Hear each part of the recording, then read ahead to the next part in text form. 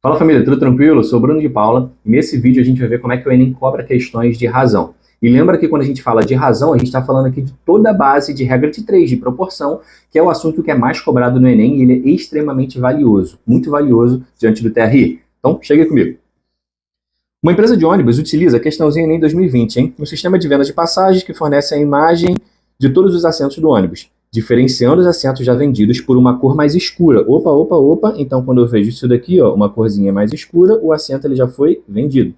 Dos assentos ainda disponíveis. A empresa monitora permanentemente o número de assentos já vendidos e compara com o número total de assentos do ônibus. Beleza, vamos seguir aqui para baixo. Na imagem, tem-se a informação dos assentos já vendidos. Lembra? São os escurinhos aqui, então consigo contar de boa. E dos ainda disponíveis em um determinado instante. A pergunta mágica. Qual é a razão entre o número de assentos já vendidos e o total de assentos desse ônibus? Família, se você assistiu a minha aula sobre razões, se não assistiu, vou deixar o link aqui. Se você assistiu essa aula, você percebeu que razão é simplesmente uma divisão, onde importa pra caramba a ordem. A primeira coisa que ele me fala, ó, número de assentos já vendidos, vai ficar na parte de cima da fração e o total de assentos vai ficar na parte de baixo. Só isso. Então segue aqui comigo. Quantos assentos já foram vendidos? Vamos contar os pretinhos, ó. 1, 2, 3, 4, 5, 6, 7, 8, 9, 10, 11, 12, 13, 14, 15, 16 já vendidos, Bruno. Então anota aqui.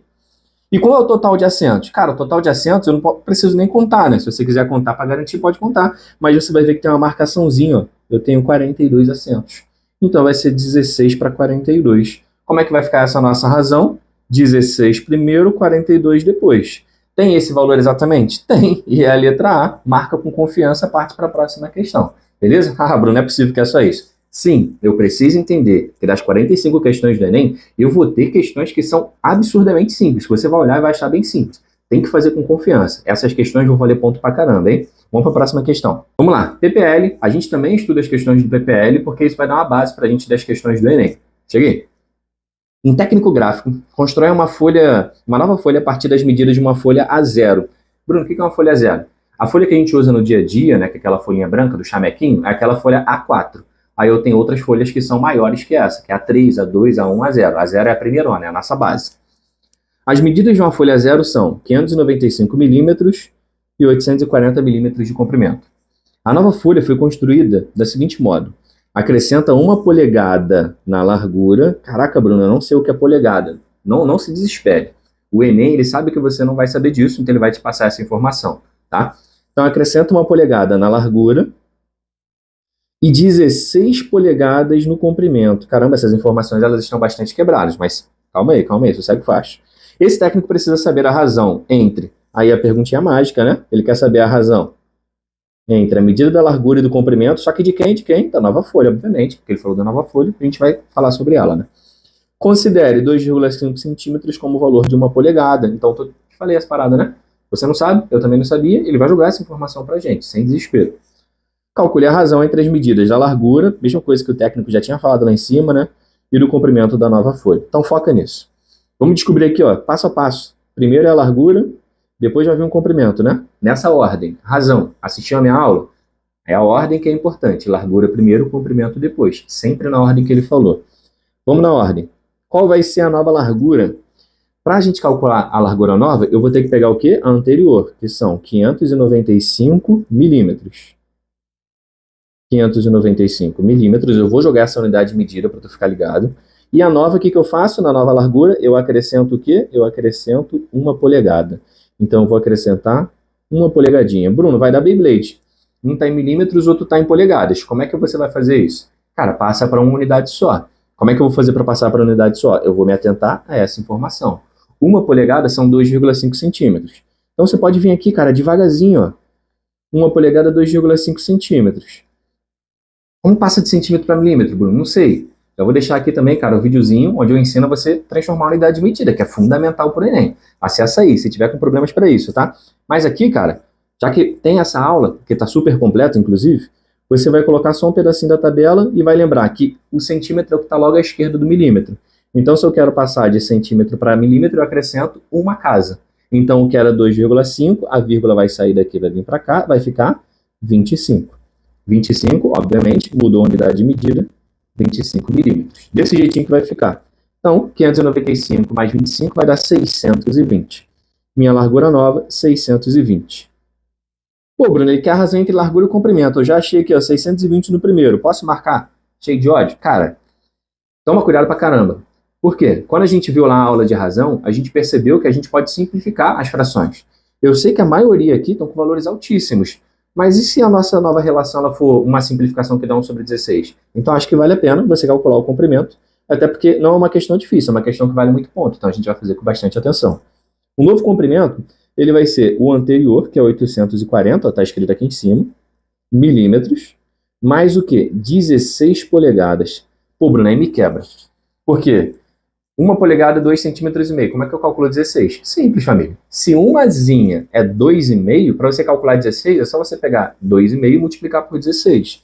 Então, você vai pegar 16, vai multiplicar por 2,5, e isso daqui vai aparecer em centímetros.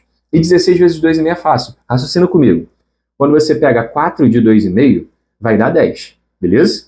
Confere. 4 vezes 2,5 vai dar 10. O 16 é 4 vezes 4. Então, o nosso resultado vai ser 4 vezes 10, que dá 40.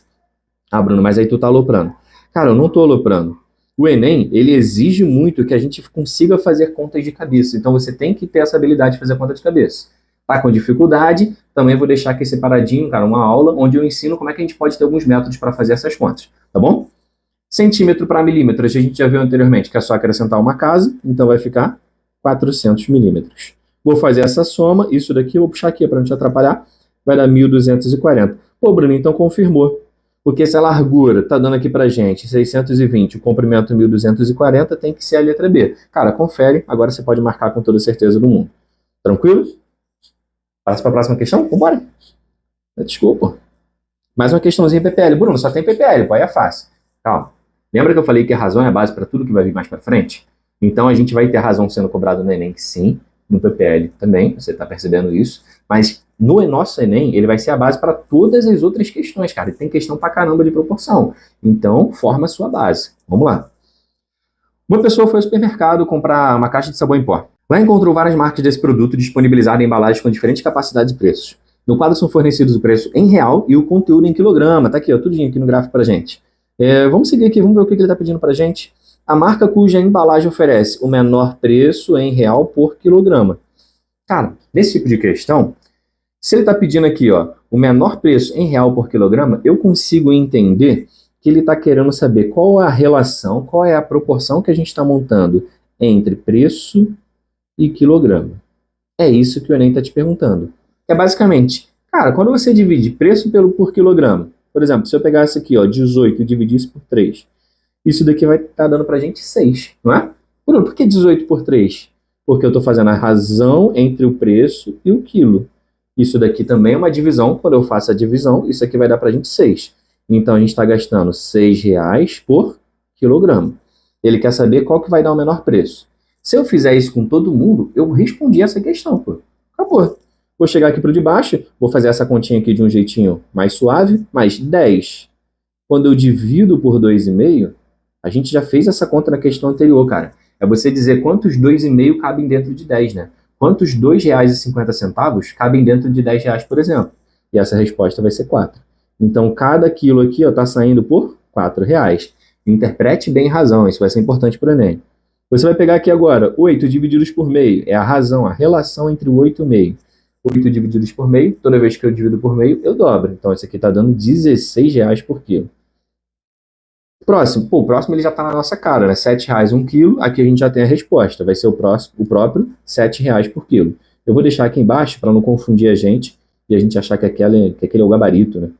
Eu não quero isso também. E o outro eu vou colocar aqui embaixo, tá? 34 divididos por 2, vou escrever aqui embaixo. Isso vai dar pra gente 17. Se você está conseguindo fazer essa questão mais rápido, cara, perfeito. E é o que a gente quer, é o nosso objetivo. Mas aqui eu tenho todos os valorizinhos pronto para formar o nosso gabarito. Qual o menor valor que a gente achou? Foi o 4. Se 4 for o menor valor, qual é a nossa resposta? É a 2. Então, gabarito, letra B. Vamos lá, questãozinha do Enem agora, hein?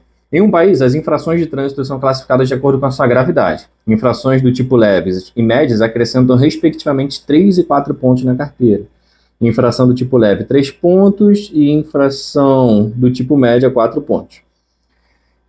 Beleza, o motorista cometeu 5 infrações, em consequência teve 17 pontos acrescentados na carteira. Qual é a razão entre o número de infrações do tipo leve? Opa, olha só o nosso tema. Qual é a razão entre infrações do tipo leve?